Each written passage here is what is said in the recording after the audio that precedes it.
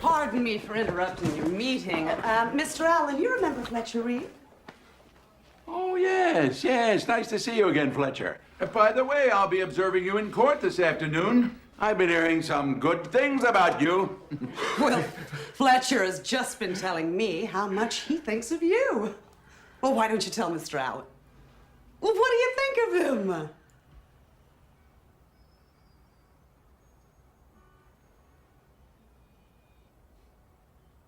He's a pedantic, pontificating, pretentious bastard, a belligerent old fart, a worthless, steaming pile of cow dung.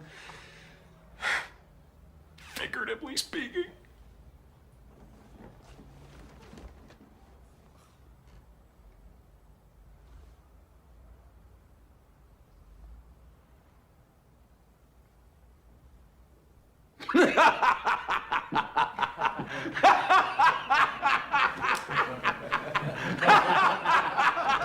That's the funniest damn thing I've ever heard.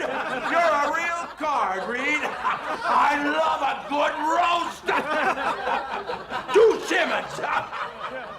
Simmons is old!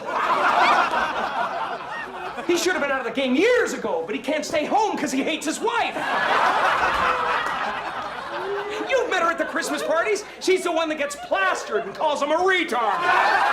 And you, Tom, you're the biggest brown nose I've ever seen.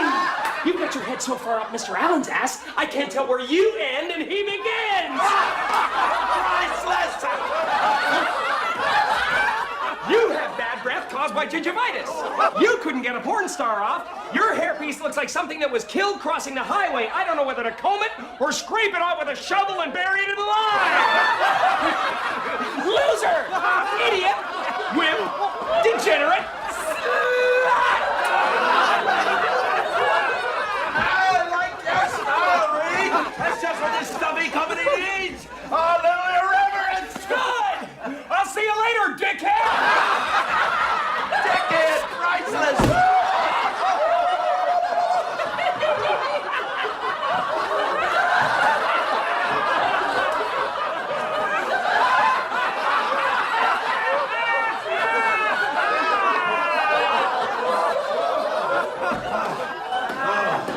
Keep your eye on that boy. Dickhead.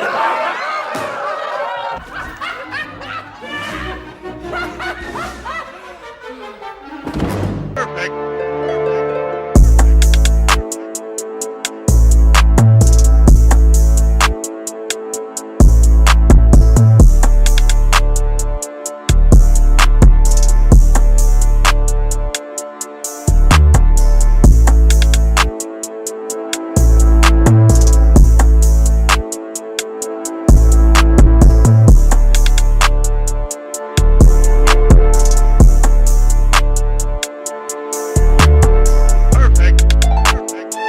While the world is burning down, come on and cozy up to Three Black Geeks while we talk about a wacky comedy with a heart of gold.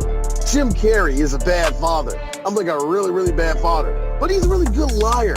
And what do you get with that? Well, you get wackiness and a complete happenstance that God said, I will punish this man for one whole day, but at the end, he will realize what's really important. And we're going to do that movie. And the reason why it took so long to do it, I don't know. And the person I got to say that to is Eris. My bad, though. Yeah, you do need to say my bad, but you know what? No. Now, here's the thing. Did I not just say it's fine? Yeah, I know it's fine, but I get to do this. Blame it on these people, okay? Chris, also blame it on... That's like one time. Chris like, nah, we ain't doing that. No, that was like years ago, so don't even get mad at that one. And Chris really did like, nah. Fuck Harris, no. I mean, in hindsight, after watching Liar Liar, I started to realize, like, oh shit, Krista Allen's in this movie. You know, Emmanuel from the Emmanuel series. And I was like, oh my god, yes, she is in this movie, ain't she? Wow, you know that? Anyway, but Wait, hey, don't make it seem as though I'm the only one that knows about that. You're not the only one. How could anyone not know? Yo, blame Chris, blame myself, blame the fans, because this actually came up several times in a vote, and nobody voted for this movie. So, Irony. yeah, Yeah, it just got pushed and pushed and pushed. But you know what won't get pushed? You know what won't get pushed? Of course, black people. Yeah, there's a lot of revolution going on right now. We ain't going to talk about that. But guess what? Else won't get pushed back. Nothing this year because COVID-19. You know what? Fuck all of 2020. At this point, I got to say this. Who knew that Jim Carrey could play a very funny, corrupt lawyer? I didn't think that was possible. That's easy. No, that was super easy. The wacky, corrupt lawyer. I'm like, usually corrupt lawyers are assholes. This guy's the funny asshole. It's like, I can't get mad at you, buddy. You're funny. This is what I like to call clarinet comedies. Actually, where you hear doo-doo. Huh? That's a time out. My boy Matthew McConaughey in Lincoln Lawyer was sort of corrupt a little bit too, so that's two people that can play charming, corrupt lawyers. So, but Chris, that's a genre of lawyer movies like that. Yeah, true. Yeah. This is what, like I said, this is what I like to call clarinet music, where it's like doo doo doo doo doo doo doo doo. That fucking jingle happens. Doo doo doo doo doo doo doo doo doo doo doo doo. There was a lot of movies like that in the 90s. Oh, you mean like that sort of music, the sort of music that plays for a comedy that should take place in Sandusky, Ohio. Something like that. George Clooney as he's giving a thumbs up to the screen. It's that type of music. The only thing I can compare that to is what I like to call strumming the guitar music. Now, strumming the guitar music in the 90s had a weird style to it. You know those movies that go like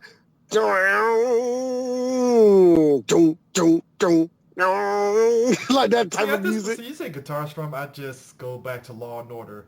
No, that's a theme song. I'm just saying the guitar riff on that song kind of sort of is the same a little bit. Just a little bit. No, it's not. That's a bass first off, nigga. Look, the point is this is a weird 90s. This is a 90s movie all the way down to the wife being so plain.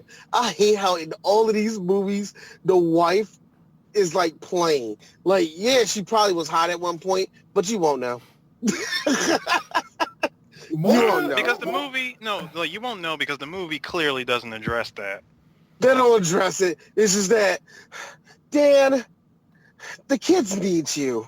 I gotta be honest with you. More attorney. Again, I'm not gonna say. Dee is not saying that she's not attractive, but she looks like a fucking mom.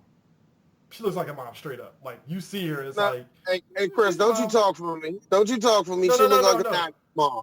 It looks like her vagina rides above her belly button. Don't do that. Don't do that. I know what I said. I know what I'm saying. Oh, no, I'm just saying. She looks like a mom, straight up. It's not even a question of like... She got mom jeans, and got flat 90s mom ass. not even like the hot mom. It's like, this is... With the hot, complete with the high-waisted pants. Yeah, Thank you. Yeah. She shops at Kohl's. Basically, there's a home and garden. No, yeah, Kohl's. Yeah, you're right, Kohl's. There's a home and garden. There's a home and garden magazine somewhere in that house. And it's very fitting that Carrie Ells plays her second husband in this movie, and it's like that's perfect. Well, perfect. You would call her not now. No, later on becomes her fiance. But yeah, but he's a herb, man. This nigga. Carrie Ells knows how to play the perfect Ned Flanders in real life. Perfect. I mean, yeah, man, it's a good Ned Flanders, huh? It's a really good one. I like how. Son. Now I have one problem. Tell me, guys, was it just me that thought this? How old are you going to be, son? 5 years old, nigga. You're 8. I'm sorry. That kid was 8 years old. Ain't no way you were your 5 years old kid. Justin Cooper, a.k.a. the heir to the Home Alone series, One Time Only. Can I... Hold on, D. See, you might say what you say, but be careful, because this is 1997. We could have got Jake Lloyd. He was too busy doing Star Wars, which, ironically enough... No, he wasn't. Hold on. He didn't do Star Wars until a year after this. This was 97, which I'm willing to bet this was filmed in 96. We could have got him right after Jingle All the Way. I'm going to say it. Jake wasn't bad in Jingle All the Way. He wasn't bad. You know why? because I deleted all of his scenes out of my brain. I don't know what you're talking about. He was perfect. Also, let's be real. Justin Cooper was the more endearing white kid. Of course he was. So, you know. He was Come a better on, actor. you love that kid. No. Let's make it very, very clear. He was a better actor. Much better. He Leaps was a and better bounds. actor. What do you want? I gotta respect the kid's hustle. Come on now. This kid took over the Home Alone franchise and then was like, hey, you know what? They want me to play. They gave that nigga one movie. They gave him one movie, and then he turned around and was like, all right, you didn't like me as Kevin McAllister, as the next Kevin McAllister? Fuck it, I'm going to be Dennis the Menace in 2 direct-to-DVD movies. Eat that shit. Wow. I'm sorry, that was a thing. Yes, that was a thing. After that first one took off, they did 2 direct-to-DVD movies, and he was Dennis the Menace. And funny enough, you see him now, bro, he looks nothing like himself. He's actually a sports producer for Fox Sports. Oh, good for him. So good But guy. I was gonna say,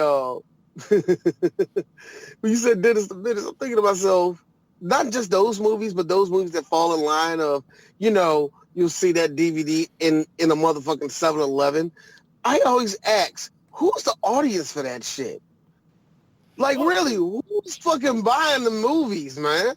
I mean, which is funny because the sequels had Don Rickles as George, you know, the old, you know, the next door neighbor, and I was like, yeah, oh, sure, Don yeah. Rickles. George Wilson. I was Mr. Mr. like, Wilson. Mr. Wilson, I was like, oh, Don Rickles. Who do you owe money to? Why are you in this movie? That is a good question. Well, yeah, why was he in it? Straight But Betty to White was DVD? Betty White was his wife in the movie too, so at that point I'm like, Betty never said, look, Betty never said no to nothing. this is true.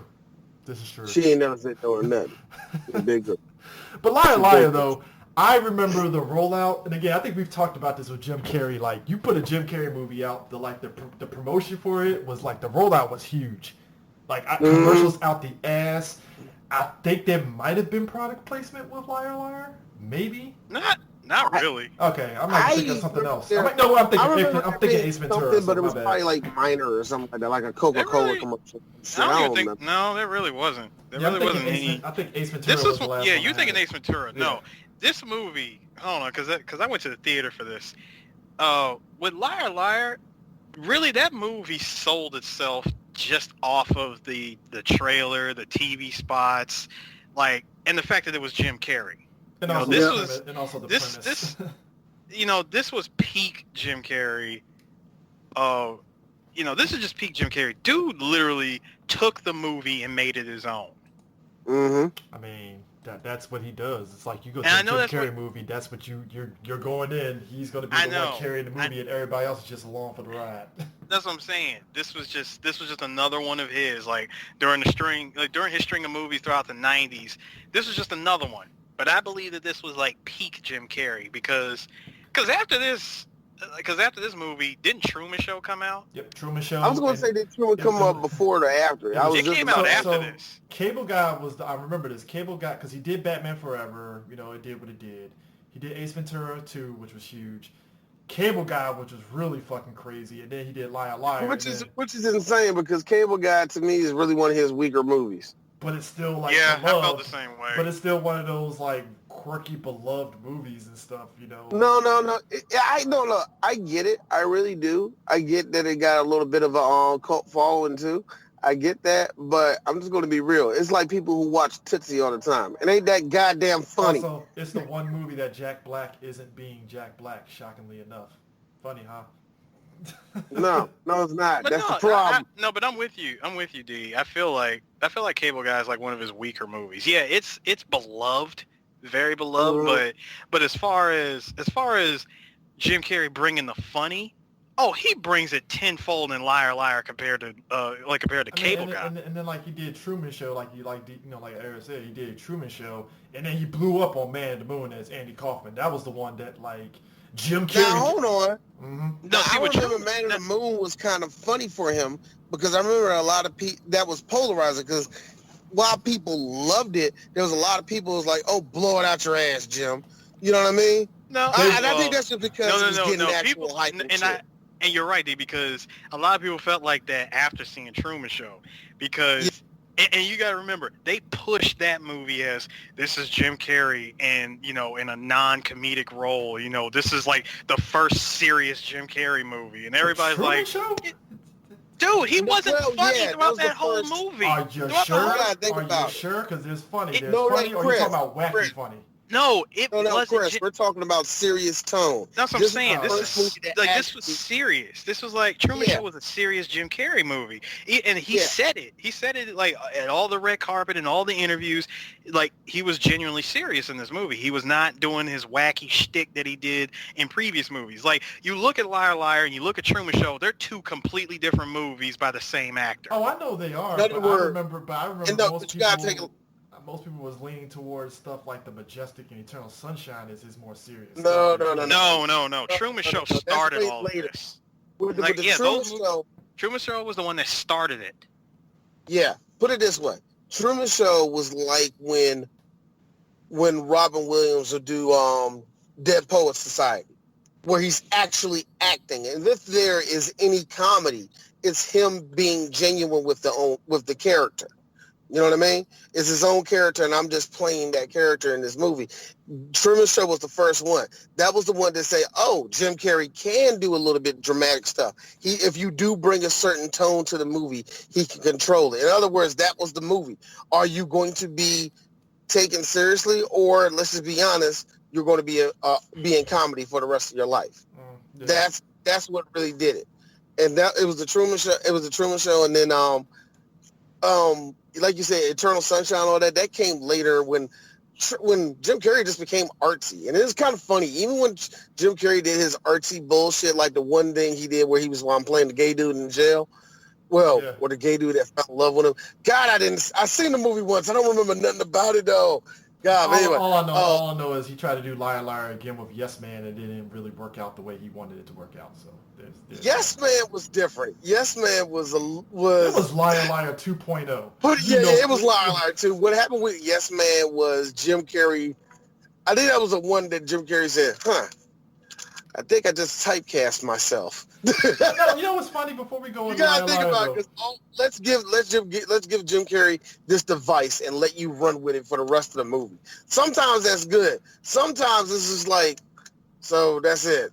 That's all the comedy. I bet you fall in love with somebody. Yeah, there you go. But we have to give Jim Carrey credit though. He'll get to a point where it's like people will sit there and think that Jim Carrey's on a downturn, and he'll come back with another movie like. After he did Yes Man, all of a sudden he did Christmas Carol, and everybody loved him in Christmas Carol, even though it had the kooky Robert Zemeckis motion capture shit. You know, I don't know what you heard, man. I heard mixed things with that. No, but I'm saying they loved him in that movie, right? So they're like, all right, cool. That's unfair though, because that's like hating Denzel. Like if there was a bad Denzel movie, everybody would say this. Well, the writing was bad. I don't think Denzel. You know what I'm saying? But even you won't say that about him. But even past that, it's like all of a sudden, boom, he's in Kick-Ass 2, and everybody's like, oh shit, Jim Carrey's back, and I'm like, yeah, he hasn't really been going, guys. Yeah, but you know what? I hate that movie. Hold on. I didn't like Kick-Ass 1. Let me put out something about Kick-Ass 2.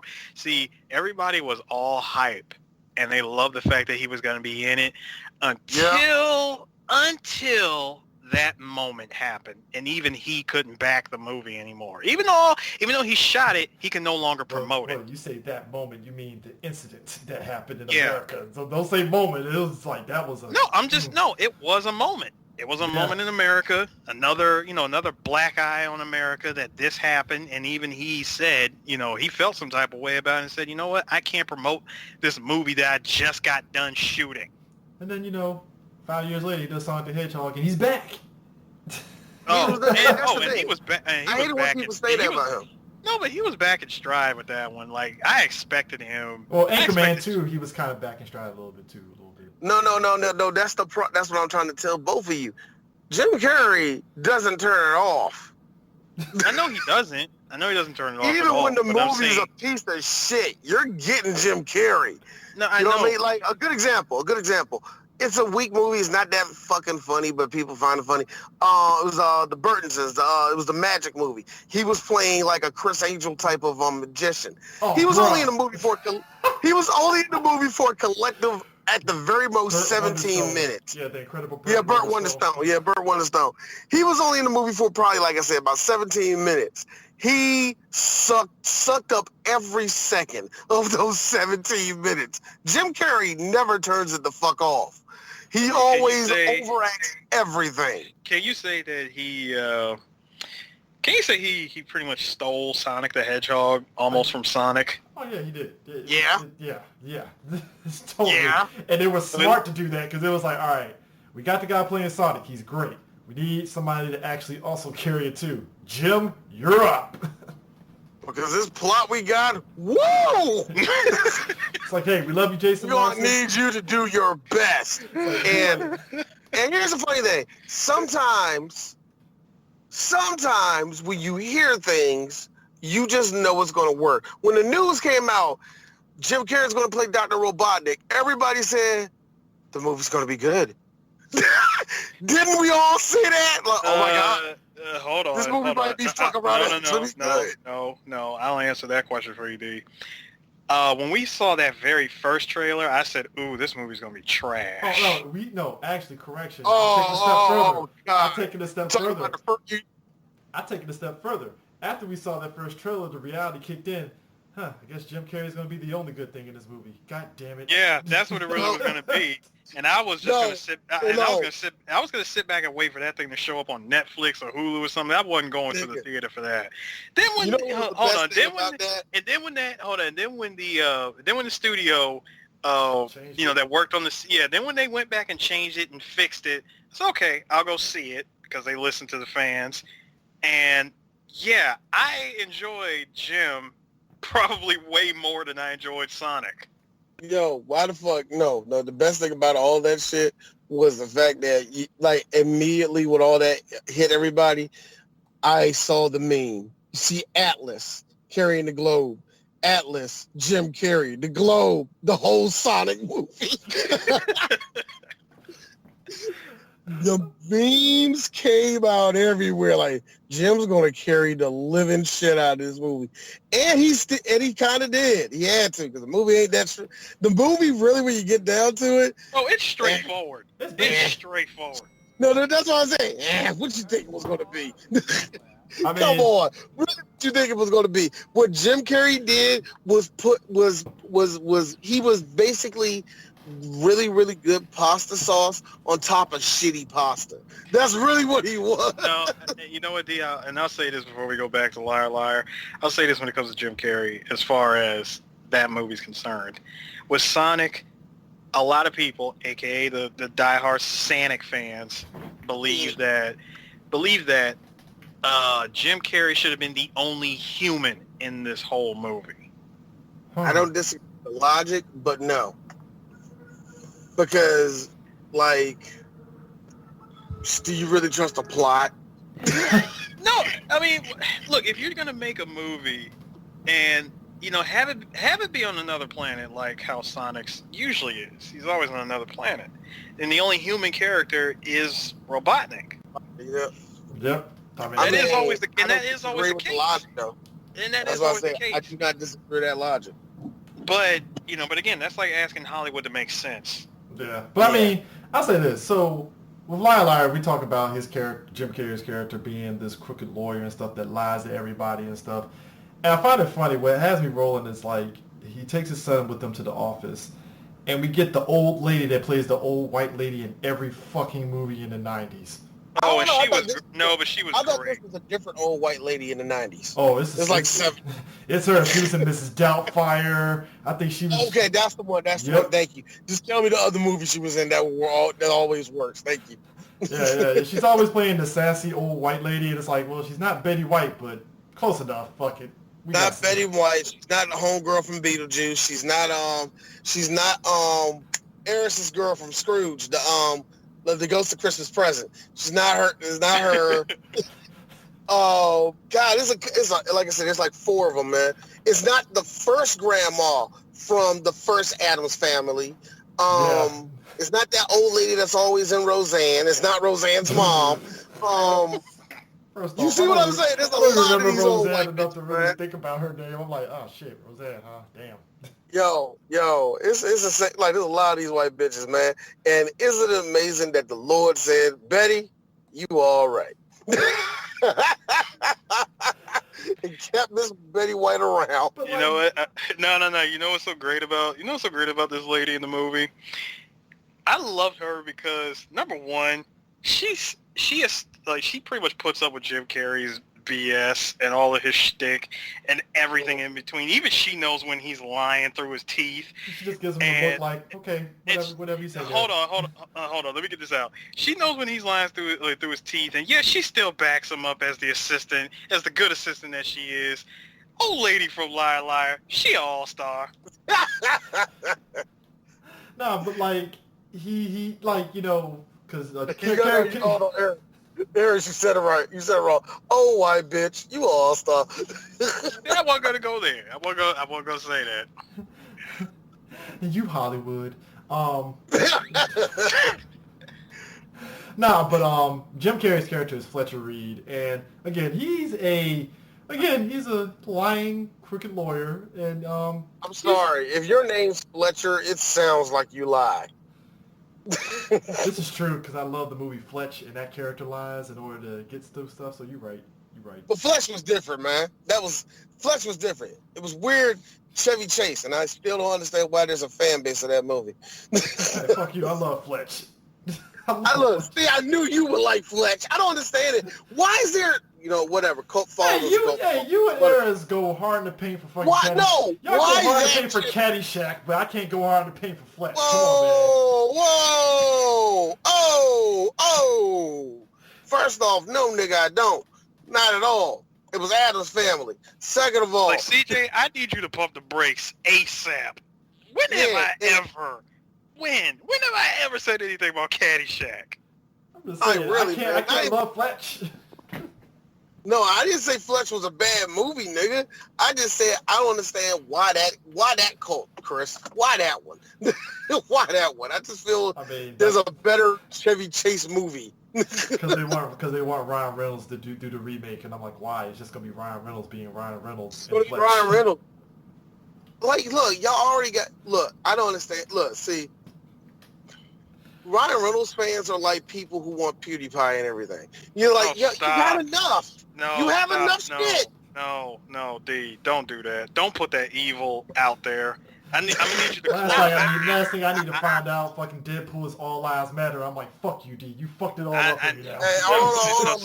Look at me. No, seriously, D. Don't. No, seriously, D. I need you to close Pandora's box and beat up Zeus naturally. Don't do that. Look. I got one good question though.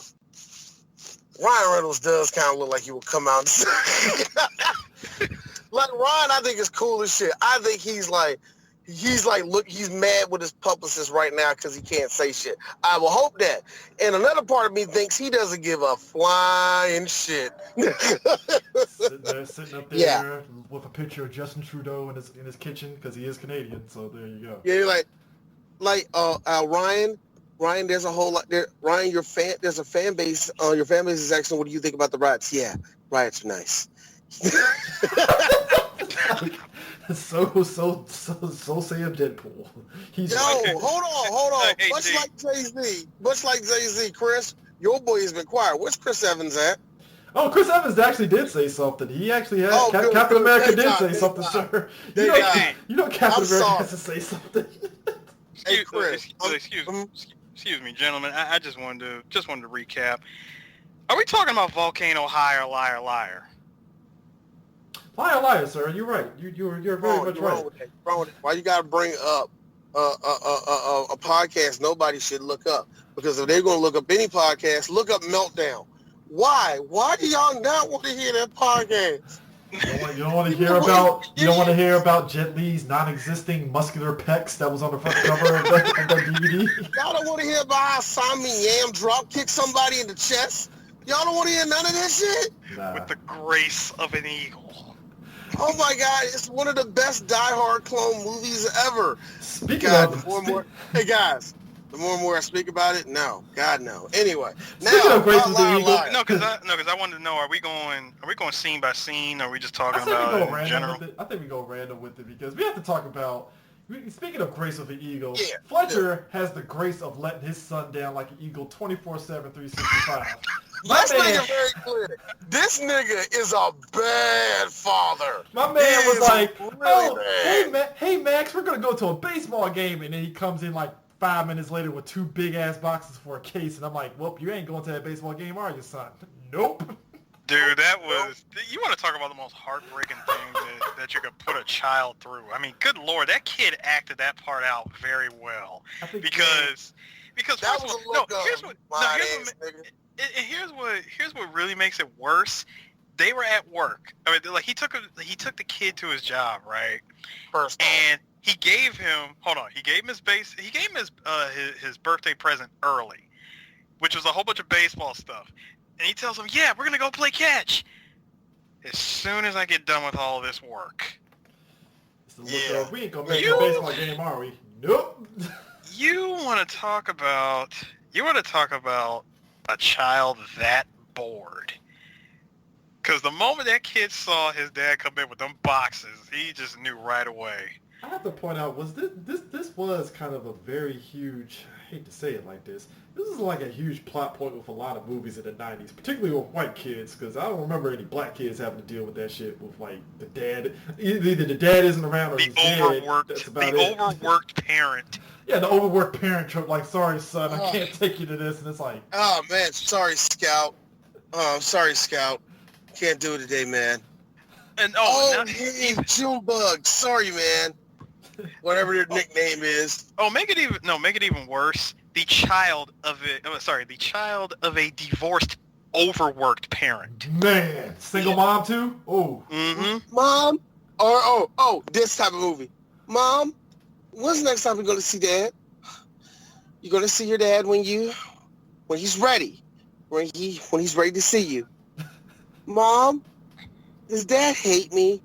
No, sweetie. That happens to all of these movies. Then make it worse. You get I'll call you when I get to St. Louis, son. The son goes into a full, very well acted rage about his father leaving him, and he ends it with the following sentence: "How come you don't want me, man?" First off, that's Will Smith. You ain't gonna do that. White people do the whole one-tier Disney going down the aisle. No, looking out the window. No, Chris. You're right. Both of y'all are right. But this is the perfect way. Eris, I got it for you. This is usually how it goes. It's usually just 5 lines. Well, I just got a lot on my plate, son, and I'm really, really trying to be. You never keep your promises. Yeah. You never keep your promises. No. You always tell me that you're going to take me somewhere, and you never do it. You always let me down, Dad, and hang up the phone. Yeah, I was just gonna say he either hangs up the phone or he storms out of the room and slams the door. Or this one, Eris, or this one passes the phone to Mom. Justin. Where you going? No, wait, D. Hold on, wrong name. Chad. No. I got it. It's not Justin. It's not Chad. This is the perfect 10-year-old clearly playing a 6-year-old child's name. Tyler. It's always a Tyler. It's a Tyler. That is a Tyler moment. As they go back Tyler. As they go back to the room and they start doing the Cuba Gooding punch in the air. Or this one. Look, since we're talking about tropes that we always see, and it happens in this one, thank God. Liar Liar does some of these tropes differently, okay? They really do. And this is the trope that you always see in these divorce movies. It's not like your whore that you had. What does she have to do with any of this? The whore in question. Every one of these. The whore in question is his boss Miranda, which is the most funniest scene because, again, to show how much of a piece of shit he is, he literally fucks her on the same day of his kid's birthday party. I would say, hold on. In Jim's defense, I would say she did most of the work. I was about to say, man. Look. Let me just be real with you. Let's just be real, Eris. Actually, all three of us guys. Horse-face looking bitches gotta work harder when it comes to having sex. So That is horrible. That is horrible. I hate you, but you're right. I'm sorry. No, look, nigga. Her face looks like the state of Florida. It looks like it takes all day to go to Jacksonville to Miami. That's all I'm trying to say. And you're right, CJ. And you're right, CJ. He sleeps with her on his kid's birthday. That is On just, his kid's birthday. Here's the funny thing. that is the oof of oofs. Look, here's the thing. I'm looking at this whole movie as a dad, and I can safely say I'm not nowhere close to being a bad dad, but I look at some of these things as human tendencies. What would you do, D, in that situation? I just got to be real. Is it really worth it? Not really. That's hold on. sign of a bad dad right there to me, nigga. No, let's think about this. Number one, yeah, you're right. You're right, D. Is it really worth it? Number two, this is your boss. This could totally go south. But you don't shit where you eat either, though. That's the thing. And here's the hold on. No, wait, CJ. Here's the thing. He never came on to her. Oh, I know that, but I know he's a man. He never did. I get it. Let's be real here. Let's be real. The panties dropped when he won over Jennifer Tilly. Yep. That's Jennifer Tilly. I'll risk it for Jennifer Tilly, but not. No. I'm talking about. No. So look, Chris, you bring other better looking girls in here. No. I'm talking about. I'm talking about he won her. I'm talking about winning her over as being her lawyer. Oh yeah, his lying and his silver tongue lying got him over like oh. I mean his finesse and gaslight game was on 500, my friend. Yes, it was. And Boss Lady was like, all right, let's see how that ham hock is, nigga.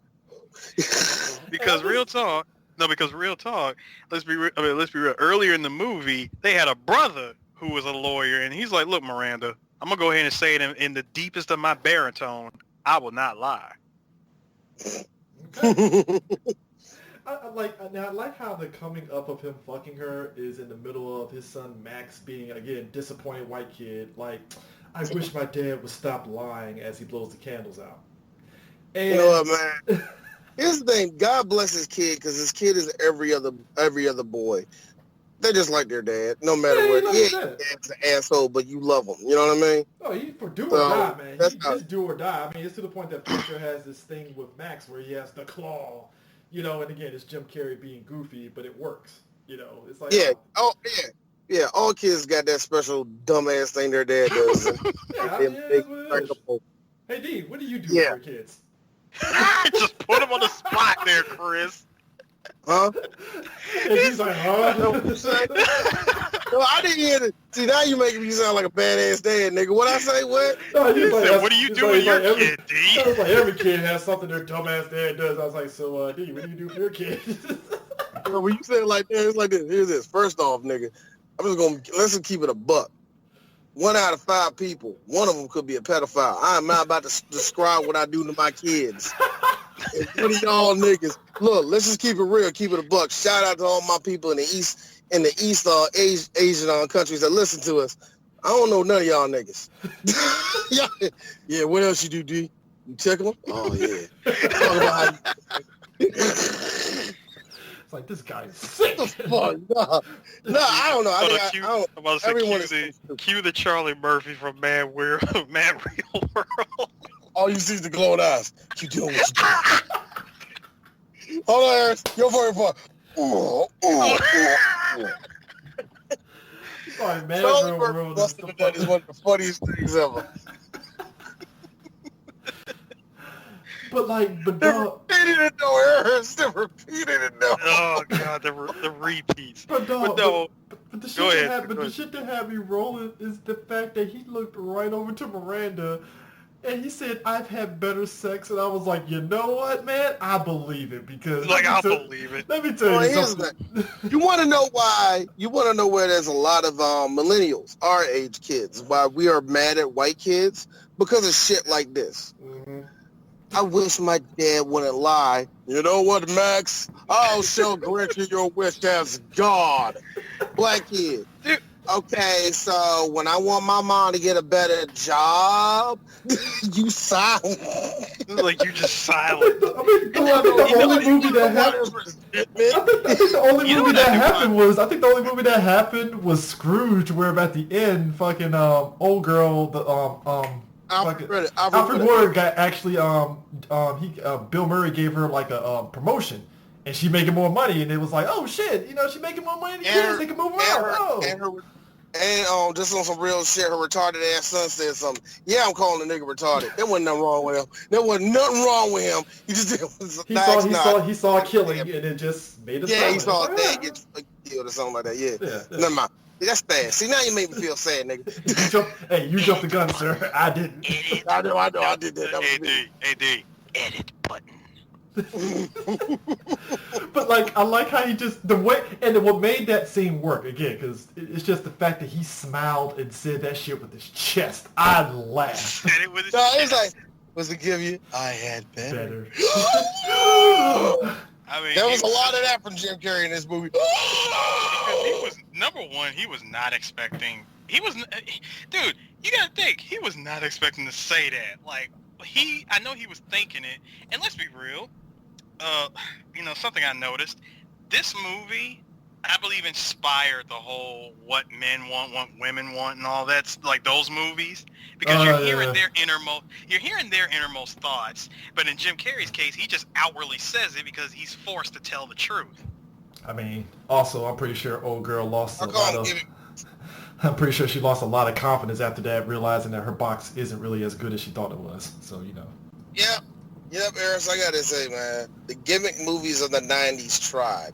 They tried all the way in the 2000s, and everybody said, stop, just stop. I mean, did you guys also, now you say it's the gimmick movies of the 90s, and speaking of gimmicks, did you like how Jim definitely showing this movie's age when, in the very beginning of the movie, he tells his kid, like, hey, Max, I'm sorry I was late, man. And then in comes the mom, like, I'm sorry, I'm really sorry. I ran out of gas. The gauge was messed up or something. And I was in a rough neighborhood, too. You know, luckily I was wearing neutral colors. I didn't have to break out my 9 and cap with my mind on my money and my money on my mind. I was like, whew. Jim Carrey being on Living Color is what makes that joke funny. Nobody else could do it but him. Nobody else but him could do that shit. Because, let me just be real. He still showed this movie's age. Oh, yeah. Yeah, he did. But that being said, Harris, as much as I love you, Jim, I am cutting the freshest piece of white bread right now. Do you want a piece? Right out there. Let me tell you something. Love you, Jim Carrey. I love Jim Carrey. That was some Caucasian shit right there, wasn't it? I have to imagine there's a couple of moments in the writer's room of A Living Color where he says some white bread shit, and Keanu Reeves looking at him like, hey, Jim, you got one more time. You got one more time. Like, I love you, Jim. Oh, no, that actually is what happens. The room is still cracking up, right? Here's David. All right, that's the last one. You gotta do it in the most Damon Wayne shit ever, too, on top of that. You have to do it right under your voice. It was, oh, man, it was so funny, Eric. Chris, you would have cracked up. It was like two old Republican senators, and they was with the Harlem Globetrotters, like, looks like we found out who get it. Yeah, you right, Senator, whatever it is. Give me a high five. No, I won't do that. Like, did I do that right? No. Oh, man, Family Guy killed me when they do shit like that. No. Oh, my God, man. But, like, what's crazy, too, is that, like, I think you mentioned it too, Eris, was the fact that like him lying kind of fucks him over with his client, with Jen Tilly's character. Was it Samantha? Because because he has to. She's a whole ass gold digger. She's a whole ass gold digger. Oh, yeah, no. Let's call it what she is. Use a hoe. Oh. 7. Yo. Yeah, 7. So. Were you just hanging out the window pointing at random dudes just walking down the street? Yo! I want him. I want him. And to give it to Jennifer Tilly, it was kind of sexy. She was like, 7. What? 7, all right. I was like, here's me, hot, ew. Like hot. But then it hit you, 7 dudes, ew.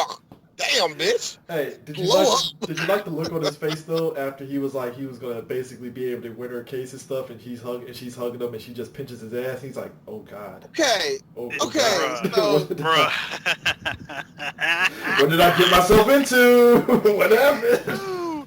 Dude, he was about to be number... God. No, real talk. If his boss Number wasn't in 8? the room... If his boss wasn't in the room, Jennifer Tilly was about to meet man number 8. Whew. I'm just saying, bro. Look, here's the thing. Here's the thing about Jennifer Tilly's character. When she did that, I was thinking to myself, why? Why are you gonna blow him? Why? Like put up or shut up, because that's just assault right there anyway. So put up or shut up. I mean, let's be real. You're right, dude. It's assault, but like, how many dudes are really gonna call assault in that moment? Not many people. That's weird. That's the weird thing about it, and because most dudes. I mean, are you really gonna? No, hold on. And also, CJ, are you really gonna call assault on a lawyer who finessed? He finessed you so good and gaslighted you into convincing, like he convinced the crap out of her that he was gonna win the case. Look at Eris using woke terms like gaslight. Sorry, I was like, Eris used gaslight 5 times so far, and I'm like, man, he is really going in. All right. Don't look at me. I ain't say that shit. That was Chris. I ain't say shit. No, But he's right though. But I am right. This is super gas. No, because think about it. You're talking about a case that, in no way, shape, or form, in the history of court proceedings, should she win this case. Oh yeah, she should not win this case at all. This is like open. In fact, the thing that get me was when they got to court, she said, yeah, I offered her client $2.4 million. I'm like, Jim, take it. Take it. Bitch, take it. I mean, come on. First of all, whether she was like, no matter how much money that she was promised to get out of it, and whatever she was going to give to Jim, that's besides the point. The fact that this case, the fact that her case was so unwinnable that all Jim would have needed to do was just walk into the courtroom and say, excuse me, Your Honor, I am going to lie the entire time that we're in here. Yeah. Just giving you a heads up. And watch me work. And it's kind of funny with that whole premise right there. You find out that type of shit fucking hurts people. Period. Mm-hmm. Now we can go in deep detail about it, but the movie does it for us, and that's his assistant. His assistant talks about what does his assistant say? That she had a friend that had okay. Case. No, I know what you're talking about.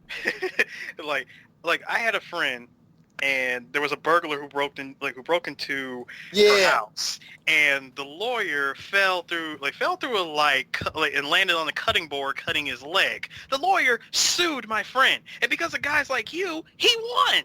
Mm-hmm. Now you tell me something. Yep. Is that justice? No, absolutely not. I'd have got him 10. Yep. Goodbye, Mr. Reed. I'd have got. And let me tell you something. 2 things. Number 1, that's a very good joke.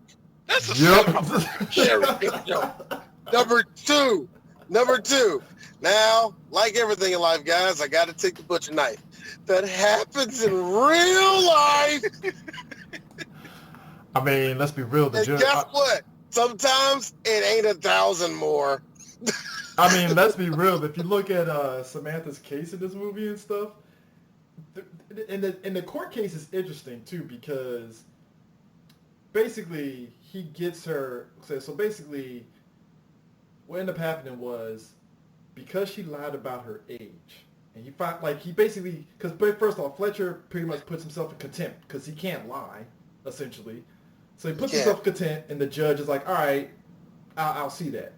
Then he realizes during the whole period of time that he's sitting there, he's like, hold up. She lied about her age when he signed that prenup. So she's a minor, so it voids the contract. So she gets half. So off rip, he was like, yeah, Your Honor, this is, so basically... Oh, go ahead. You're right. Well, he didn't just he put himself in content when not only did he come to the realization that he knows he's forced to tell the truth, but the fact that he knew that from the beginning that he was lying, and now that he is forced to tell the truth, he realized, he had that moment of clarity when she said to him straight up, like, you told me, you said that I'm the victim here, I was starved for affection, driven into the arms of another man, 7, whatever. They love it. You know what? They love that joke that they did it like twice. Anyway. Yeah, I know, right? And she's like, and I'm going to hit him where it hurts. I'm going after more money. $10,000 for child support. I'm like, $11,000. Oh, it was 11. Like okay, I thought it was 10. Yeah. He said straight up, you just won $11,000. No, she won $11 million, and she said, no, it was 11,000. It was 11,000. Oh shit. Hmm? Trust me, it was 1,000. It wasn't million. I thought it was million. I was like, what? Either way, man. It was either way.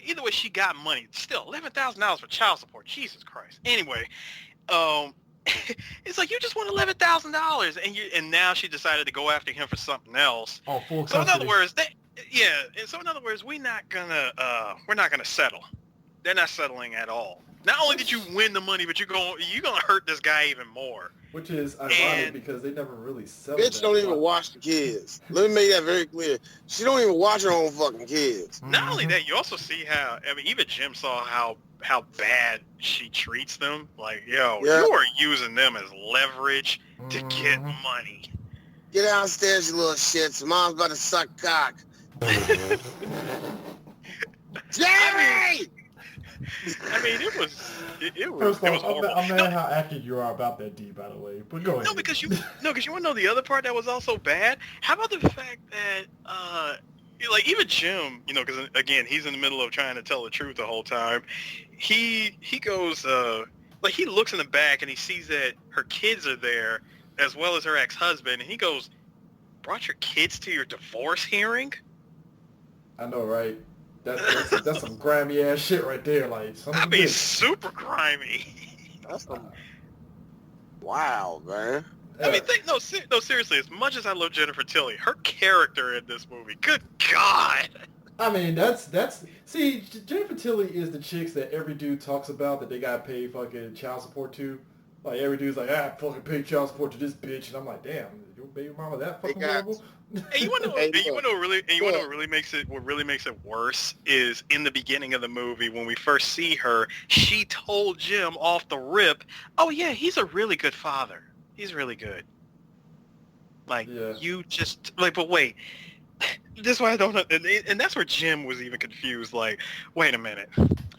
You just, you said to me on several occasions that this man is a good father. Are you really going to do this? Can you not just take the money and go? Nope.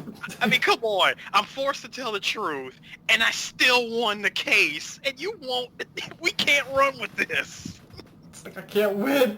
Like, if we're talking visual gags, what had me rolling was, like, when you remember he was on the steps of the courthouse, and he's sitting there and after he beat the crap out of himself in the bathroom. He's sitting there on there, and somebody puts money in his hands. And I know that's a trope in movies, but I just laugh because he really did look like a homeless person just chilling up on the stairs. He really did. You by your own ass. Do you mind? He was like, what the hell are you doing? I'm kicking you by your own ass. Do you mind? That right there was by far one of the funniest moments in that movie. That really Jim was, Carrey actually. beating the crap out of himself. Yo, that nigga had me dying. Bro, he gave himself them hands. Bro, man, I like how he went right back in the courtroom and the bailiff brought him back in talking about, I found him on the floor, Your Honor. Someone beat the hell out of him. He's like, and he goes, who did this? A madman, Your Honor. He was like a desperate fool at the end of his pitiful rope. What did he look like? He goes, what did he look like? He's like, about 6', he's about 6'2", 100 something pounds, big teeth, kind of gangly. He just described himself. Bruh, You know what? I love the black judge. I forgot the guy's name, but he's been in I think he's done a lot of shows. Just the look on his face of like, oh God, these crackers are crazy today. Jesus Christ. Oh my And he was just like, yo, and he was like, Mr. Fletcher, I had that one question. Are you ready? Will you be able to stand trial? And at first he said, "Man, given your situation, I think we should just move this to another date." And the moment he threw out his arms in victory, like, "Yes, I can ride this out and I can go back to lying tomorrow, Cool. unless you're able to continue." And Jim being forced, "Yes, I can." Oh, best line ever. Again, small moment. He's like, "Oh, come on, Your Honor. How can you prove that male voice on tape is Mr. Cole himself? You're such a better lover than my husband. Your Honor, I object." "Why is that, Mr. Reed?" "It's devastating to my case. Overruled. Good call." Good call. Okay. The courtroom by far is probably is definitely a funny scene. I retract my previous statement. Jim Carrey doing his shtick throughout the courtroom is good Lord, was that stuff funny. Yo, only thing I have to say is that during that whole sex tape, I was sitting there thinking to myself, God damn, Jennifer Tilly's faking all of it. You know what? It just reminded me of like... That just sounds like a chick that's just getting mild dick. Like how she... That was mid as I don't know what. Like how it sounded in See the Chucky and shit when they had the sex scene? No. It's more on, and Eris would know this, from our favorite show, Drawn Together. Yeah, Daddy, it hurt. It really do. Yeah, look. Yeah, Daddy, it hurt. It really do. It really do. Yo, man, thank you, Cree Summer. Thank you for that. Because that just sounded like a bitch that was like, I'm done. Yeah, ow. Look, I'm just gonna be real. This is mid. I mean, we're talking the middest of mid. Like, wait a minute, so where am I good at? You know, just regular friction, nigga. You know, after a while, some shit still feeling good. That's why I say it's mild, because it's like, it feel good right there, but it's like, oh, this nigga about to come. So it's like, oh, did that get out of my mind? And then I'm thinking about, monster trucks again, and I don't know what I'm thinking. I believe women who are bored with sex go to the stupidest thing possible. You know what? No, she thinks no. Just imagine, Aaron. You begging out you think you Dave Chappelle in it. You're like, psych, it keeps on going. And she over there like, yeah. Just imagine, in her mind, she's thinking about Jason movies. She gotta be real, man. No, D, hold on. Hey, D, she thinks, hold on. Hey, D, like, she's thinking about Jason movies. Or here's another thought. Well, the Phillies won. See, you know what? I gotta be real, man. I don't overthink stuff, but that has always been, like, my worst nightmare. Like, and maybe because I keep low expectations anyways, but it's like, man, that'd be horrible if you really think that's what a chick thinks if you ain't putting it down right. It's like, man, no. I gotta think about it. Like, you know how guys think about, how sometimes we think about something else, not to bust a nut? I think it goes in reverse for women. If they got to think about something else, that means the sex is just like, okay, I remember looking at Neo today, so let me just think of Neo, I guess. Bald ass goddamn head, I guess. All right. That's what you... Look. Hold on. Hey, Chris, you see what you just did? That's the problem, nigga. That's when you have to play. That's when you have to play the Joe. Hey, she got you. That's when you have to play the Joe Budden clip. Hear me and hear me well, you New York. I'm here. Yo, this fucking dick is weak, my G. What the fuck is that? What pussy you trying to put to sleep, nigga? Yeah, there you. Oh God! Women will be so fucking hilarious. They be just fucking killing niggas every day. It's like, yeah, that one nigga y'all think slanging. Let me tell you about this nigga's weak ass dick game. Man, listen. I've had that. Look. I have been. This nigga stroked like he got shot in the leg in 1988 in a motherfucking drug. Hey, let me tell you something. In the military, and this is probably why I never fuck with any chicks in the dorms. There's always a chick that'll feel some sort of way about a dude because he did something stupid, and she'll is she shit up out of it, right? I was within earshot of a chick talking about one of my coworkers, and she dogged his ass out. He's like, man, that motherfucker sat there and damn came in like 1 minute. I was like, oh shit, let me get the fuck out of here. I'm out. Hey, CJ, I know, CJ, I already know for a fact that when you went back to work and you saw him, you could not look at him the same. Bro, it's literally me like, hey, what's up, man? And I'm be real with you. I'm be real with you guys. How great is it going to be when we finally get out to go to conventions again and all that good shit? We're enjoying our time, and we're talking to, I don't know, one of our buddies. I'm not going to name nobody in this instance, but we're talking to him. We're having a good time. And the dude we're talking to, he's quite known. We're good with him. Like, oh, man, yeah, let's link up. Black men doing shit together. You know, all that stuff. And all of a sudden, just a random girl dressed up like Sailor Mercury pulls up and said, let me tell you about this nigga's weak-ass dick game. Like, how wild is that going to be? We're going to witness that one day. That's on a bucket list. That's going to happen in front of us. You know? I know the con that's going to take place. The con. All I'm saying is this. I'm just going to be sitting there like, man, you want to get a fucking hamburger, man? I'm ready to get a fucking hamburger right now. I want to get a hamburger. Like, actually, hey, CJ, you and I, this will be me and you since it'll be in Crystal City. Hey, yo, CJ, you want to go to Chick-fil-A real quick? Because this looks like this going to take a minute. It's going to take a minute. Man, y'all got to talk. I'm like, yo, I'm going to need y'all to hold that real quick. I got to run back. I need to run and get this half and half of this sweet tea and lemonade because I need that right now. But that's what I'm saying. It's like when you look at the I go hotel before I leave. I look at both of them. Remember, God loves black love.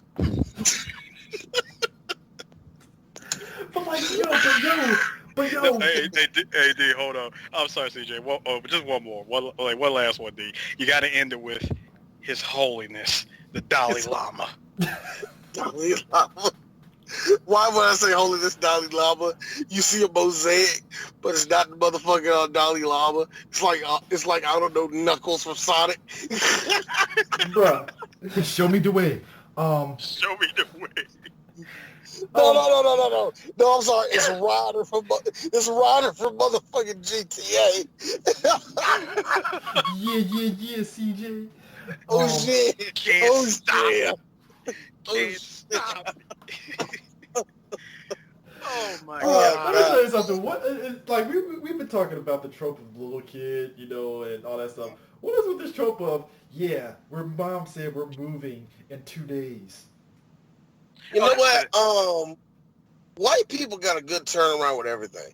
It's bad enough when you go to one of these, flipping house shows. It's like, well, me and my husband, I sell artisanal cheese out back of my trunk.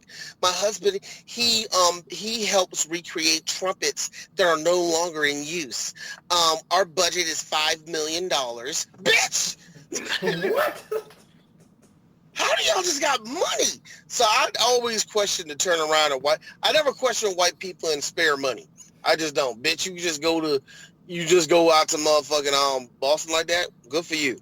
Good for you. It's always Boston, ain't it? It's always Boston, ain't it? Like, hey, we're gonna go to Boston.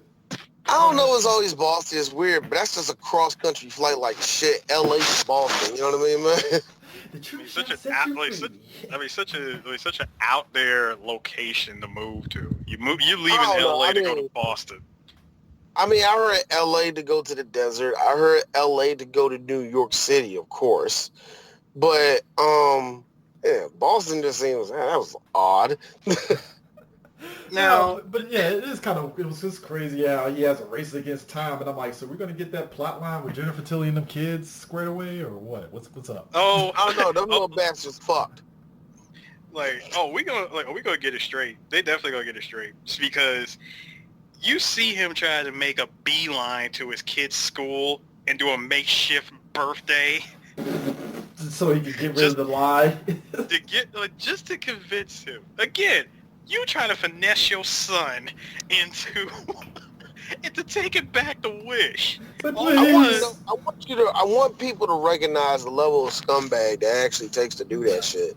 You went to Giants, got a birthday cake, got candles. This nigga, just imagine just imagine your baby father, and I'm already starting trauma right now. Imagine your baby father stopped at the Publix and picked up the cake in the motherfucking freezer section and went straight over to you. Into your son, like, oh shit, happy birthday, son. Yeah, let's have it outside. Yeah, what you wish? Oh, damn, I couldn't say a lie. But yo, check it out. What if Dad could, so he could win a whole lot of things, and I can promise you that dirt bike that I'm not going to give to you. And then you realize you can't lie and shit. You see what I'm going with this? But I'm just saying, how scumbaggy is that shit, man? That is some bad baby daddy bullshit right there, man. Wow. Oh my God. I never want to hear nothing wrong about black men. And no, for real. That's a bad dad, nigga. Fuck that. I mean, you know what? I will say this though. You can't even take your consequence on the goddamn chin for a day. Nah. Wow. Nah, he can't because he has to do that. But it also goes to your point, D. It's like even by the end of the movie, does he learn his lesson? You know what? I think he kind of does. Because here's the thing about being a parent. You can't promise your kids everything. And also, you shouldn't promise your kids a lot. That's the one thing I have learned. I can promise my son, like, yeah, we're going to get some PlayStation games. I ain't tell you what the fuck I'm going to get. I plan to get it. If I get it and I don't get it, nigga, you ain't paying for it, so why do you care? But still, at the same time, when it comes to promising your kids, like, showing up to like take them somewhere, or promising to take them out somewhere, or just spending a little bit of the time. I can't tell people how to raise their damn kids, but the one thing I can tell you to do is actually spend time with your fucking kids, because the worst thing that anybody can do is when their kid hits 12 or 13 years old and you don't know who the fuck that child is. Yeah. And it's like, I don't even know who this nigga is. He don't even talk to me. Well, nigga, you weren't there when the motherfucker was even growing up to that point, man. Now they feel a little bit, and now that kid got testosterone pumping through him, and now he's jerking off. Now he want to fight you because you an asshole to him all the time. Because you can't understand it. You got to spend time with your kids, right? Because, what was that? No, I was like, then he has father figures like Jerry. Yeah.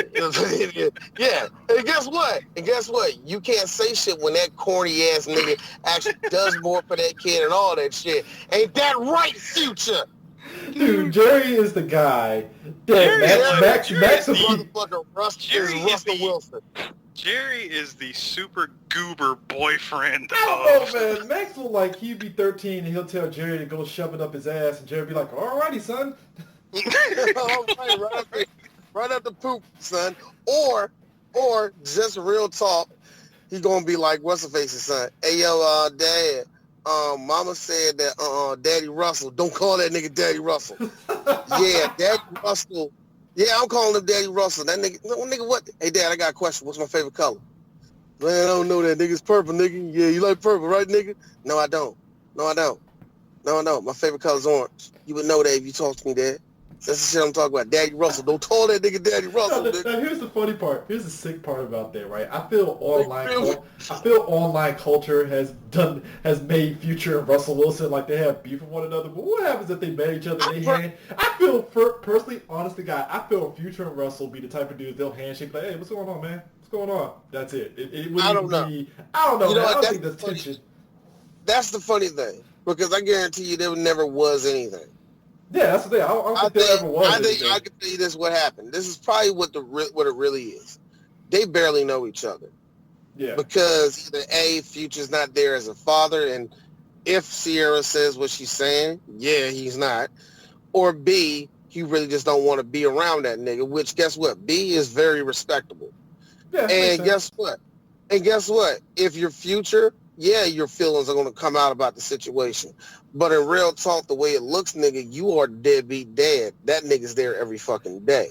And that nigga there, and that motherfucker there, despite how you feel, is a father to that kid. But it's your responsibility as the motherfucker who bust a nut to let your kid know that you will always be there, and that's who you are. You are the father. Yes, respect that man because he loves your mom. Mm-hmm.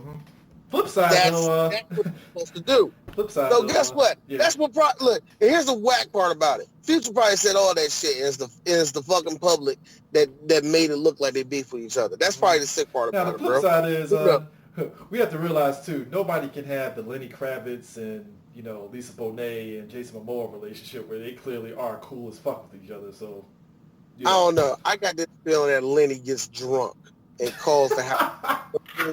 And it happens for the worst reasons. And it's not like, let me talk to my kid, Lisa. It's not shit like that.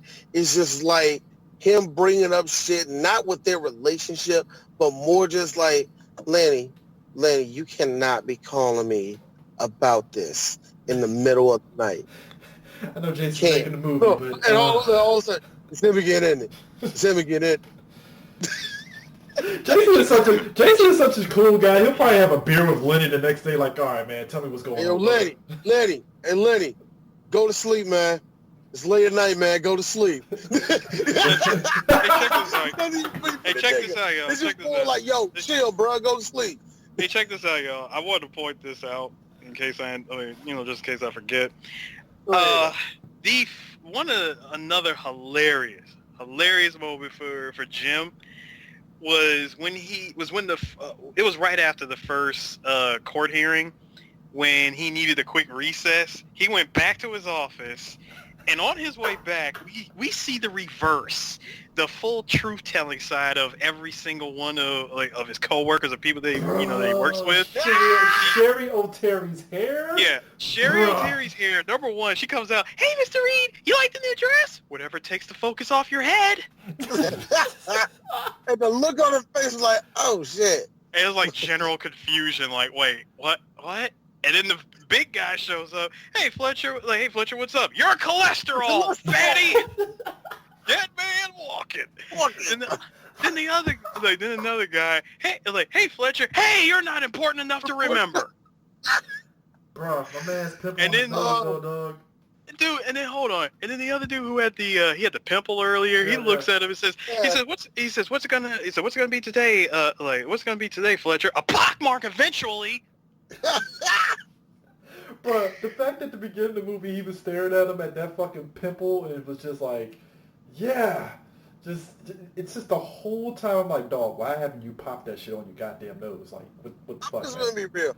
Black people will get fired for having their hair in braids, but Rudy over here, who can't wash his face correctly, can just walk around the office with that, huh? This is how the coronavirus started, bro. I'm just saying. Nobody says anything. Nobody's gonna say shit about that. That's nasty. White people nasty, bro. It's one of the things that I loved about. It's one of the things that I love personally about the truth-telling side of Jim Carrey, because first of all, when he woke up that morning and he kept repeating it over and over and over, even on his way to work, dude woke up and goes, "I had better."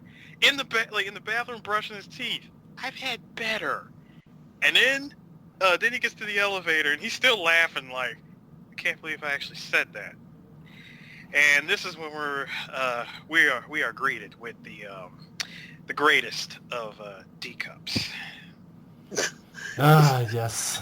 Yes. I hate how Eric talks like Shawn Michaels slowly unraveling his penis out of his pants in a porno, like, so what's your name?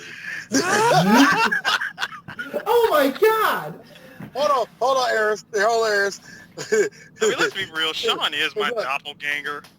I know he is. Like, Eris, here's your question, D. The real question is, D, which era Sean this is? I'm like, I don't know. This is prime. This movie came out in 1997. This is prime 1997 Shawn Michaels. Yeah. So I know he's like, yeah. So what's your name? Kenya. That gotta be real, man. You know what fucks you? I know this is something on tangent. No, man. Hold on, real quick. I'm sorry. Real quick. Keep it topical, Eris.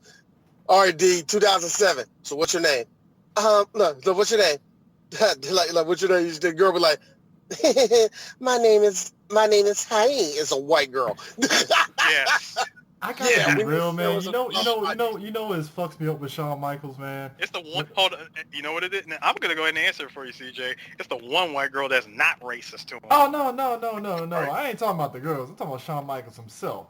It's when he rolls up in there with the fucking with the fucking reading glasses, like he's like going to fucking like he's a teacher in school, and I'm like, so are you businessman Shawn Michaels in this scene? What's going on here? Like, You know what? He is You know what? He is Shawn Michaels the hey intellectual porn. Hey, Shawn no, Michaels, is that what we're getting? No, CJ. He is in this scene. He is Shawn Michaels the intellectual. And it fucks me up even more. He keeps the goddamn glasses on while you're having sex. Motherfucker, I don't even keep my glasses on during sex. What are we doing here, dude? What are we doing here? I don't know. This is a really recent. This is a recent thing. We'll get back on to Lila. I promise. This is a recent thing. I don't understand why he did that. He was with Simone Richards. It was a really good scene, by the way. And I love it because he's throwing oil all over her butt, but yet his knees are like super ashy and nothing on it. I'm like, yo, Sean, come the fuck on, nigga. That's throwing me off. How you got all that yellow booty, you just threw all that oil on, and it missed all of you. Oh, that was so jarred. Anyway. Oh my God. He is a legend. Hey, Aaron. He an all-star. Oh, he's a super all-star. Oh, man. Shawn Michaels is a super all-star, brother. Anyway. I hope one day we randomly just bump into him on the street. That'd be awesome. But anyways, but no, that scene in the elevator I thought was hilarious because God knows how many times Jim had to do that scene. Yeah, he had to do that scene a couple times. He had to, man. Oh my God, man. That like just the fact that again, like I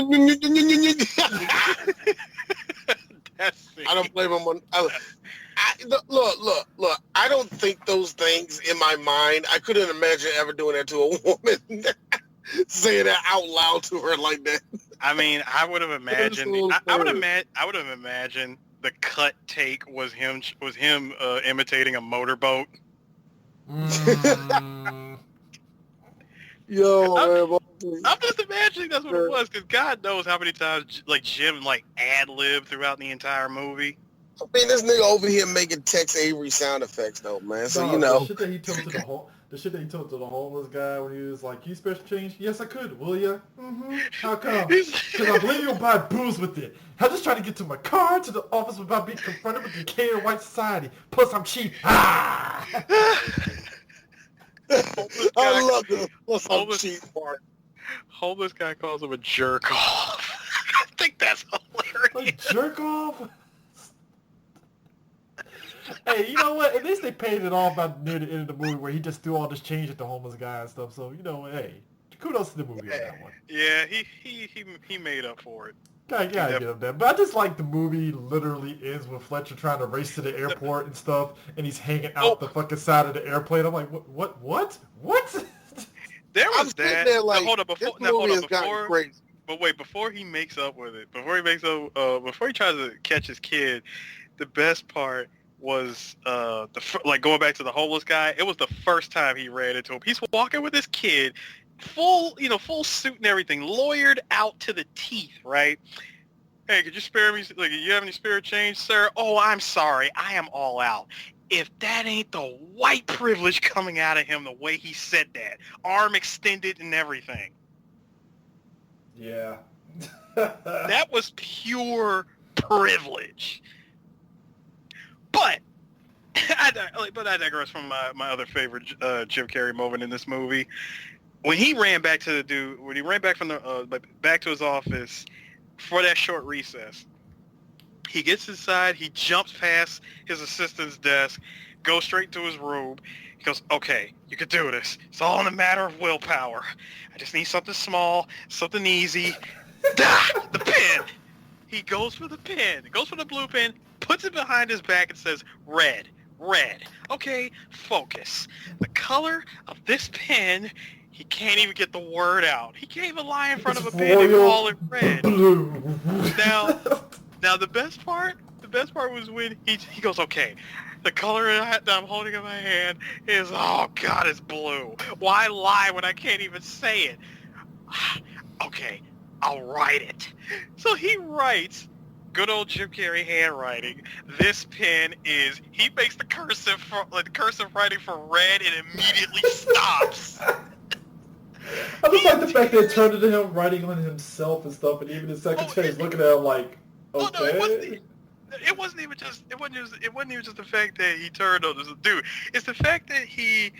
It's the fact that he tore up his desk, and then he climbs on top of his wrist, putting one leg over it to hold his hand down, and he's like, write it, or I'll break it off. And his writing hand actually focuses and starts writing. He's like, yes, I'm writing it. He moves his hand back and it's blue with the extra exclamation point. And he's like, and why? the thing didn't work. But you know what? No, hold on. His hand moves and he's like, stop it. And then all of a sudden his hand turned into Thing from the Addams Family and it proceeds to write all over his face.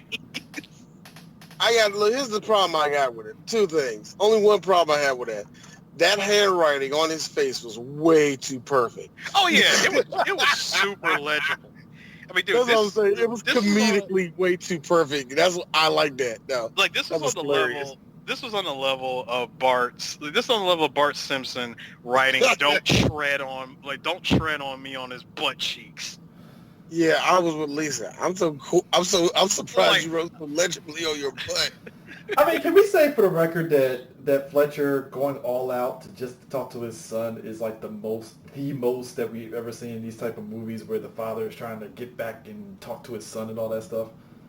In the most over-the-top ways. God never really see. In most movies, it's like, oh, he's racing to meet his son at the house or something. But this was like, yeah, this works for Jim Carrey. Just the over-the-top, like, who drives this vehicle to get next to the plane while it's about to fly off on some Tom Cruise Mission Impossible 4 shit. And I'm like, okay, well, all right, cool. I'm fine with this. This works. I only got one problem about it.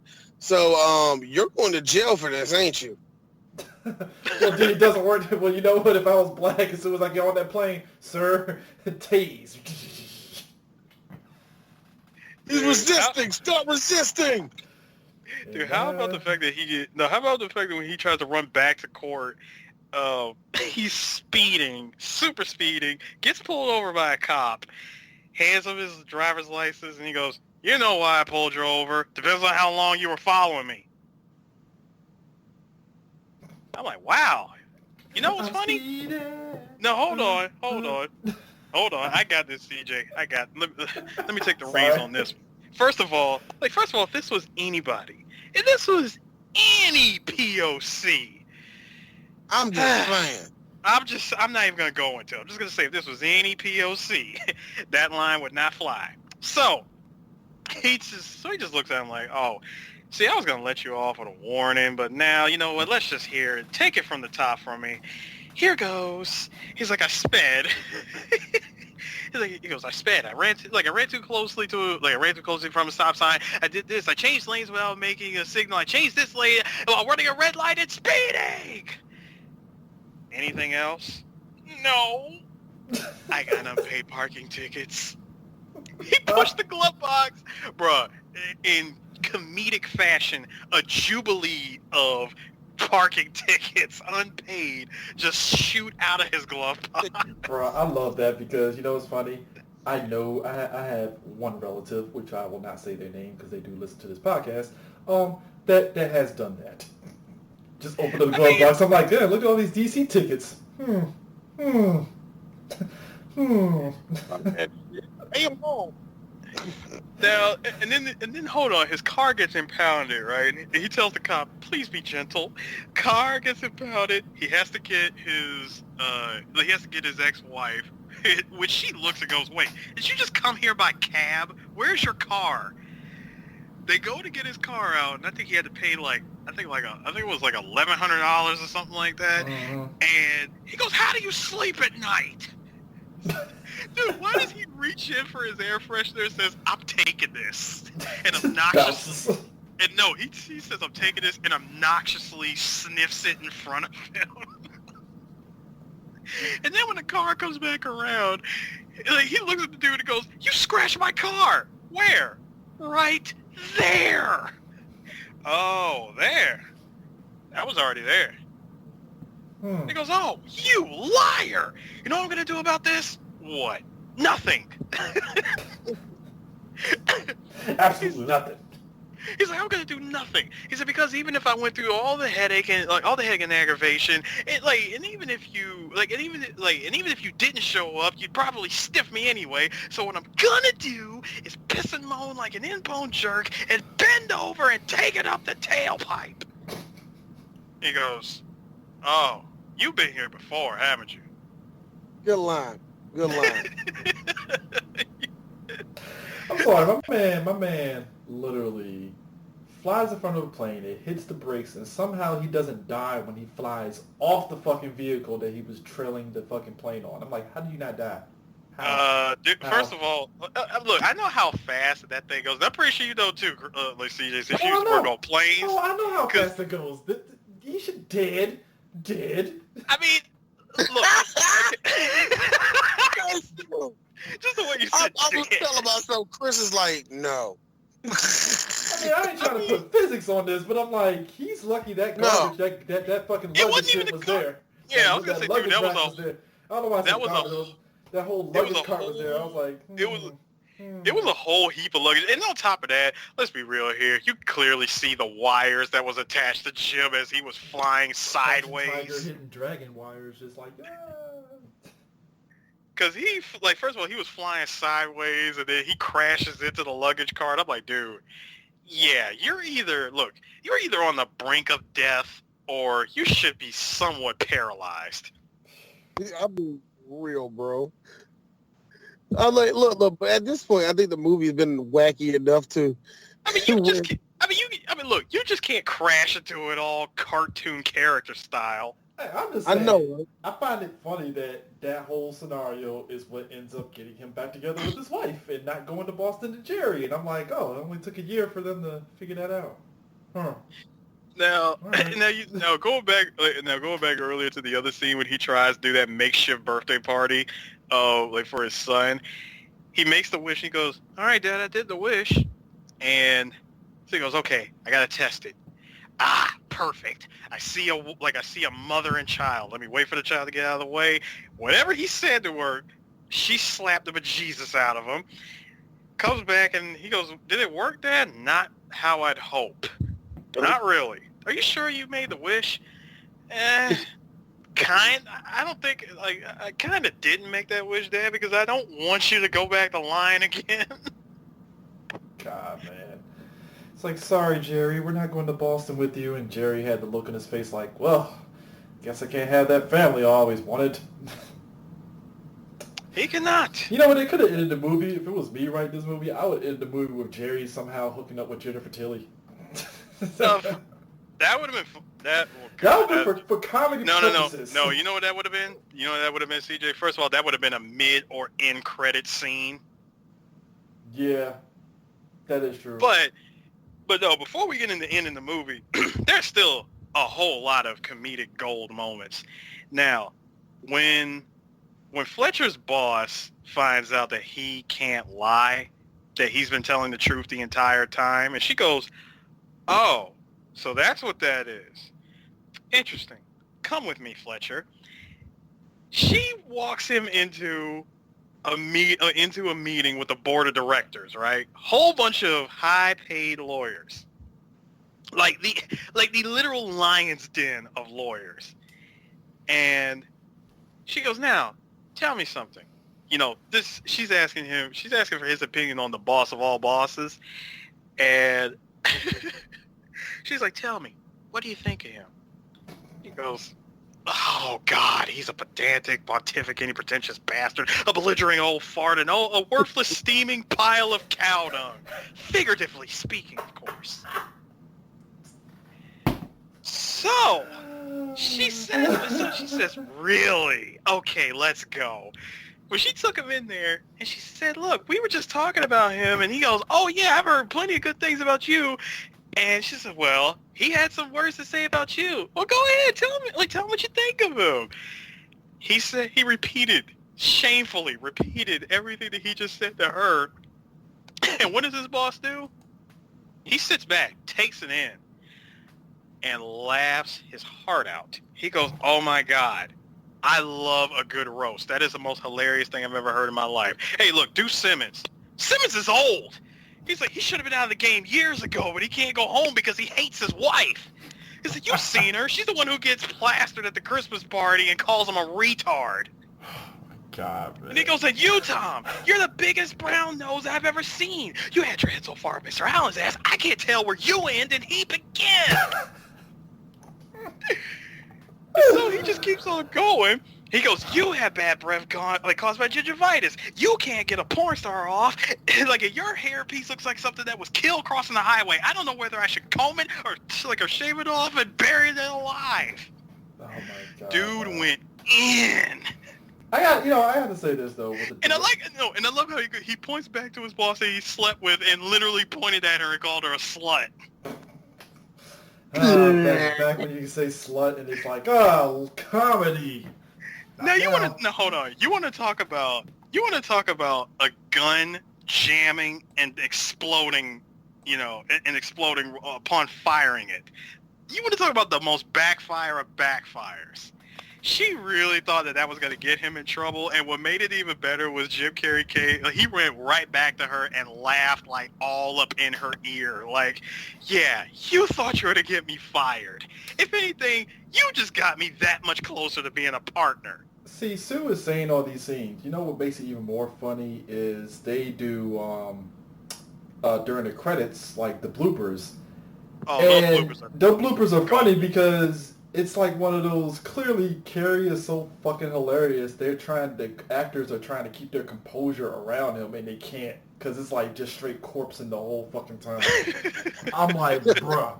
They're literally like, he'll sit there and say a line, they're like, God damn it, I'm laughing. I'm supposed to be straight-faced the whole time. And I'm like, yep, can't do it. You can't do it. That's why I'm like, damn it, I wish they had one for Chris Farley because I know there were scenes where that shit was going down.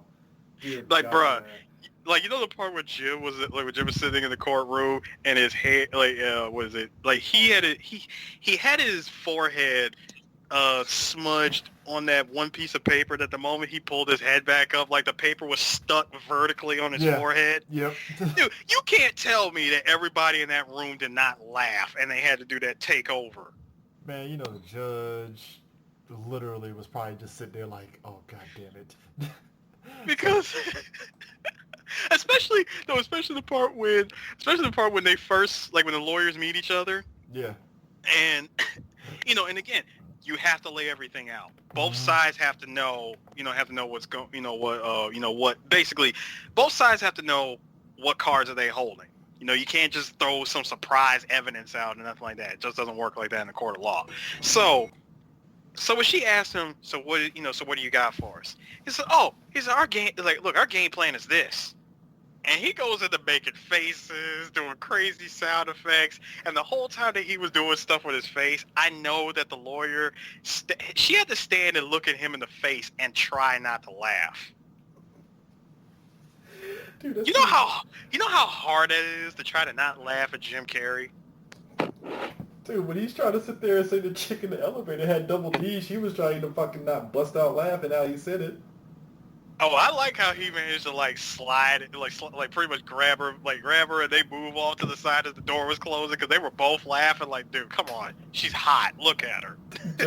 Then Jennifer Tilly is the scene where he's pouring water into the cup and Jennifer Tilly is trying not to laugh because the camera's behind her, but you can see she's trying to look off like, oh my God, even the way he's pouring this water, I'm trying not to laugh. God damn it, Carrey, you have me laughing.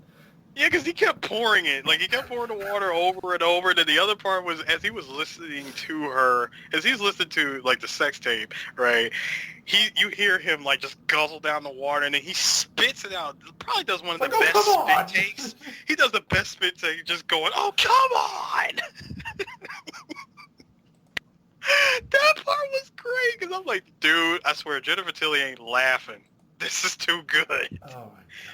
This is too good not to laugh at. I will say this, the director of this movie, he's done I think he's actually done a shit ton of early comedy stuff. Cause I think he did The Nutty Professor, Liar Liar, Patch Adams, which, Jesus Christ, Patch Adams, that's a fucking movie. That's just weird in and of itself, just because of how, a lot of that shit literally has the, what's the name of that movie, all eyes on me syndrome of, yeah, 90% of this movie is bullshit, but cool, go for it. And both Bruce Almighty and Evan Almighty movies. So there you go on that one and stuff. But it's funny enough, opening weekend, the shit beat out Selena. That's messed up. It's actually messed up because How's it messed Selena up? was a good. How? No, I mean, I'm just saying that someone that's actually, someone that actually likes Selena, you would think that movie would have did better. And of course, and of course, come on. That was the movie that made J-Lo a star. Which ironically, the Hispanic community still doesn't like the fact that she was Selena, so there you go. Yeah, that is true. Yeah. But I mean, who could you get? Look. You got to really think about it. Who could you get back then? Rosie Perez. I don't You know what? fucking know. It's not- I don't know. I'm just gonna be real. It's really not our place to say, to be honest with you, Yeah. because Selena was not only just outside of our range, but Americans outside of Spanish people in the South. You know what I mean? Like, Yeah. we watching Selena like that. But here's the point. The point is this. A part of me also thinks a lot of people is like, why did you make a movie about Selena anyway? I gotta think there's a lot of those Spanish people like that. Like, how dare you? Especially with You the know way how it ended, look, though, too. You know It's how like, people acted with you just mentioned it, Chris. You know how people acted with All Eyes on Me. You know what I mean? The same way, like, why'd you make this shit? Well, first off, All Eyes on Me was the most laziest fucking biopic I've ever seen in my fucking life. It really is, though. It really is. It was a nice touch that he got homie that played Biggie and Notorious to be in it. Crossover! Yeah, they were trying to do the hip hop cinematic universe. Look, they gotta be honest with you. That was actually pretty cool. I thought that was all. I thought that was good. That's the That was only kinda cool thing, especially. But then you have Jada Pinkett looking at the movie like, y'all motherfuckers really just fucked my relationship with Tupac up, didn't you? Fuck me, right? Nah. All right, cool. Got you. That never happened. She's like, that never happened. That never happened. You know something? I haven't seen Tupac since Strictly for My Niggas. I'm just gonna be real. Basically. And also, bitch, my hair did not look like that in 1989. Here's the funny thing. D saying that as a joke. Oh, she basically said that on Twitter, like, yeah, no, that. And that's strange, because the girl that played Jada in a movie full of shitty actors, she wasn't a bad one. She's actually decent. She's done a couple of Tyler Perry movies and stuff. I forgot, she's in like a Tyler Perry movie. Yeah, I'm about to say that, Yeah, but like, it's funny too, because again, we're talking 97. So, yeah, this is like peak special editions of Star Wars. So kudos to Jim Carrey for toppling Star Wars Return of the Jedi special edition. Because Jim Carrey is was just such a fucking powerhouse, man. $30 million opening weekend. That's crazy. What, Liar Liar? Yeah. Oh, dude, I told you that movie is hilarious. Oh, it's hilarious, but it's just wow. Everybody went to see this movie. I mean, I really don't know, like, not to say Jim Carrey couldn't do that now and stuff. I mean, they try to do Dumber and Dumber 2. You know, very varying degrees of quality on that movie and withstanding and stuff. But I think, like, Sonic was, like, basically his return to form of, like, oh, shit, Jim Carrey making a lot of money in the box office now. Yay! So... But, yeah, that's wild and stuff. Because, you forget that Jim Carrey, like, commanded that power, so to speak, and stuff. Which I think that's the point of contention with a lot of people nowadays, is, like, what movie star is really able to do that, other than The Rock. And even then, your mile's vary with The Rock, too, in that one, so... I gotta point something out to you guys real quick, and this is like super off topic. Before we started recording, I know we were talking about all the protests and stuff that was going on. So this has reached Japan, y'all. Yeah. No. I'm not talking about them, talking about it on the news. No, there's an actual protest going on in Tokyo. This was yesterday. Yeah, I knew about that yesterday. Yeah, I knew about that. I was like, oh, interesting. Meanwhile, you guys still haven't figured out the COVID thing, huh? All right, cool. Word. Man, don't even get me started. Word. Yeah, I need that Dave Chappelle clip. Word. Word. Still have to figure out that COVID. Oh, and speaking one other thing, y'all. I put it in the Three Black Geeks Facebook chat. Check out Fat Daryl from The Walking Dead over here in Salt Lake City. I saw that. That nigga. We're gonna talk about that at some point. Look. Let's just end it right here. Everybody, history is happening right now as we did this fucking podcast. I got silent because I was actually reading a bunch of these tweets that's going on. It's crazy out there. Everybody stay inside.